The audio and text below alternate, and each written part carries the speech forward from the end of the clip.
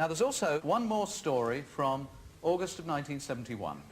I thought we would all die together.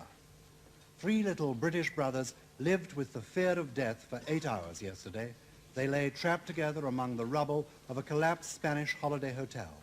Firemen, rescue workers and holidaymakers tore at 20 tons of rubble to try to reach them.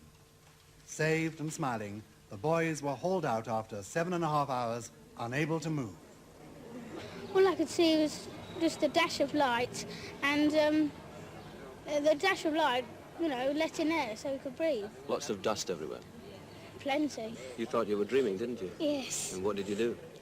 Picture myself and see if it was a dream. And was it a dream? No.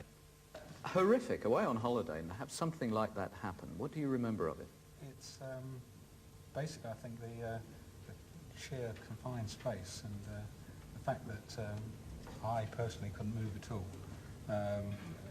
My head was sort of to one side, my arm, I couldn't move my leg, and it's that together with the darkness and not knowing what was going on was, you know, horrifying. What about you, Bradley? You got any particular memories?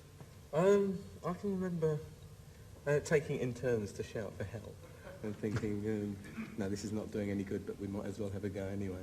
And apparently they did hear us. Must have helped. But I think we must have been unconscious for quite a while because we were buried for something like 8 hours, and it didn't seem like that at all. And brother number 3, Darren, how much do you remember?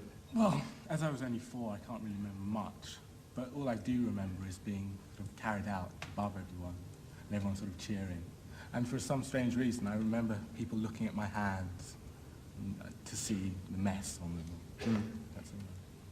Mum and Dad, Mr. and Mrs. Shaw, without going into all the lurid details, was there ever a point at which you really didn't think you were going to see your 3 little boys again? Yes, there was, wasn't there? Yes. They'd more or less given up hope of finding them after digging up 4 dead bodies. They'd more or less stopped, and we thought that was it. But my husband had an inspiration that they would be in a certain spot, and he led them to that spot and said, try there, and by some miracle, they were. It was incredible. Yeah. Which is incredible. Thank goodness for that. The gentleman who was in fact lowered down there, the fireman, we've got a picture of him, and his name was Jose Luis Matos Morales, and I believe you wrote a thank you note to him, didn't you? The boys sent off a thank you. Well, the last time that you shook hands with that gentleman, he pulled you out of that concrete tomb, and he's left Spain for the first time. He's with us this evening, Senor Morales.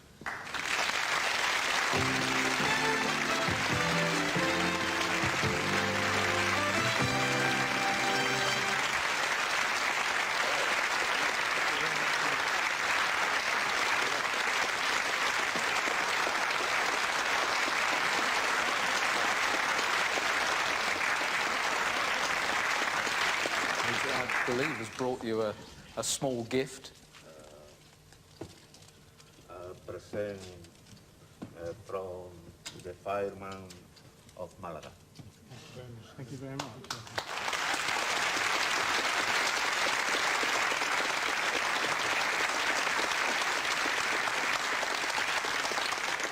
His English is a lot better than my Spanish. You'll have a great opportunity after the show now to have a glass of Rioja with the gentleman who really produced the time of your life.